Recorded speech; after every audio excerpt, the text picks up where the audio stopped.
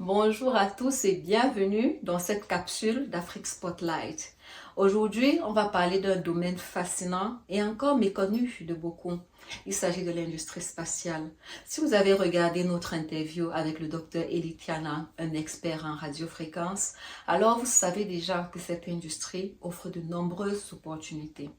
Mais concrètement, c'est quoi l'industrie spatiale et comment peut-on y faire carrière? C'est la question à laquelle nous allons répondre dans cette vidéo. Alors restez connectés pour ne rien louper. À tout de suite.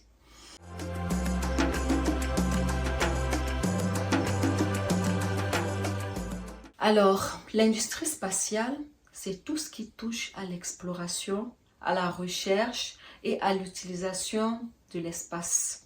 Cela englobe des secteurs comme la conception de satellites, les technologies de communication spatiale, l'exploration des planètes, les systèmes de navigation GPS et même l'étude de l'univers à travers les télescopes. Cette industrie est cruciale non seulement pour les découvertes scientifiques, mais aussi pour les applications plus quotidiennes comme la météo, la géolocalisation, les systèmes GPS et les systèmes de communication. Maintenant, quels sont les métiers qu'on retrouve dans cette industrie? Il y en a plusieurs. Je vais en citer quelques-uns. Par exemple, il y a l'ingénieur aérospatial qui est responsable de la conception, du développement et des tests sur les satellites, sur les fusées, sur les aéronefs. On y retrouve aussi l'ingénieur en radiofréquence comme le docteur Eli Tiana. Et il s'agit de cet expert qui travaille sur la communication entre les satellites et la Terre via des ondes de radio. Il assure la bonne transmission des données spatiales. Nous avons également des scientifiques en astrophysique ou en sciences de l'espace.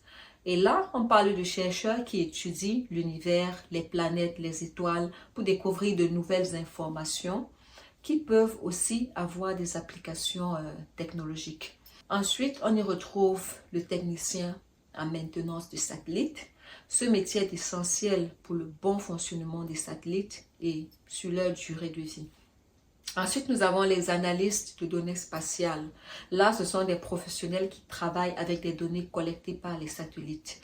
Ils utilisent ces données pour des missions de géolocalisation, pour des missions de météo et pour des études environnementales. Maintenant, en ce qui concerne les entreprises et les organisations qui recrutent dans l'industrie spatiale, il y en a plusieurs, publics et privés, et qui offrent des opportunités très intéressantes. Parmi les plus connus, on y retrouve SpaceX, qui est le géant privé d'Elon Musk, spécialisé dans la fabrication de fusées et dans l'exploration spatiale. On y retrouve aussi la NASA, très connue, qui est l'agence spatiale américaine, connue pour ses projets de recherche et d'exploration de l'espace.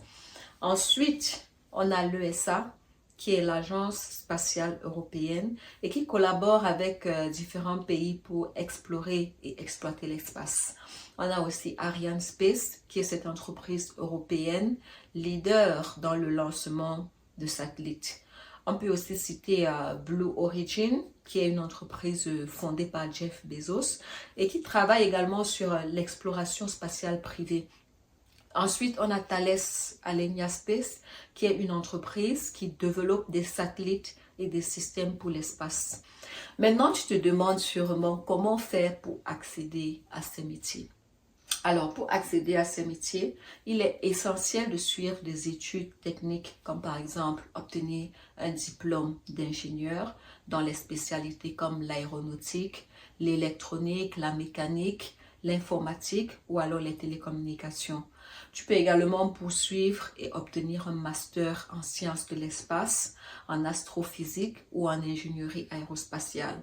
Et si tu veux vraiment te spécialiser dans la recherche ou devenir un expert, tu peux également avoir un doctorat en astrophysique, en radiofréquence comme le docteur Tiana ou en génie des systèmes spatiaux. Les écoles les plus réputées pour former dans ce domaine incluent l'université de Pretoria en Afrique du Sud. On peut également citer l'African Institute for Mathematical Sciences, ça c'est au Sénégal. On y retrouve également l'université de Nairobi au Kenya, le Polytechnique Supaéro en France, ou alors aux États-Unis des universités comme Stanford ou comme l'université de Boulder.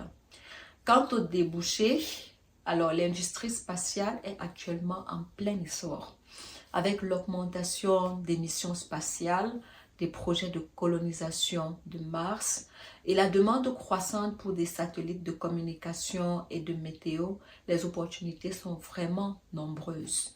De plus, l'industrie spatiale attire de plus en plus les entreprises privées, ce qui crée encore plus de possibilités d'emploi. Alors que ce soit dans le développement de nouvelles technologies, la gestion de projets spatiaux ou même dans la maintenance de systèmes complexes, la demande de professionnels est énorme et elle ne cesse de croître. Et maintenant, qu'en est-il des salaires? Tu te poses certainement cette question. Selon le poste, l'expérience et la position géographique, les salaires varient considérablement. Bon, si je parle du salaire de base aux États-Unis, un ingénieur aérospatial peut avoir entre 70 000 et 120 000 l'année. On parle de dollars américains. Un ingénieur en radiofréquence aura un salaire moyen entre 80 000 et 130 000. Les techniciens de maintenance des satellites peuvent avoir entre 70 000 et 90 000. Les analystes de données spatiales ont un salaire moyen qui varie entre 80 000 et 110 000. Et les chefs de projet en aérospatial vont être entre 100 000 et 160 000. Les pilotes de vaisseaux spatials seront entre 110 000 et 150 000. Et enfin, les directeurs d'agences spatiales vont être entre 160 000 et 250 000. Et ce qu'il faut savoir, c'est que dans les grandes entreprises comme SpaceX ou la NASA, les salaires peuvent être encore plus élevés, notamment pour des postes de direction ou de gestion de projet.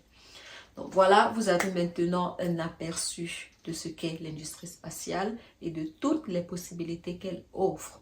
Un autre conseil important pour ceux qui souhaitent vraiment se lancer dans ce domaine, allez directement sur les pages web des entreprises que j'ai mentionnées et explorez les offres d'emploi disponibles.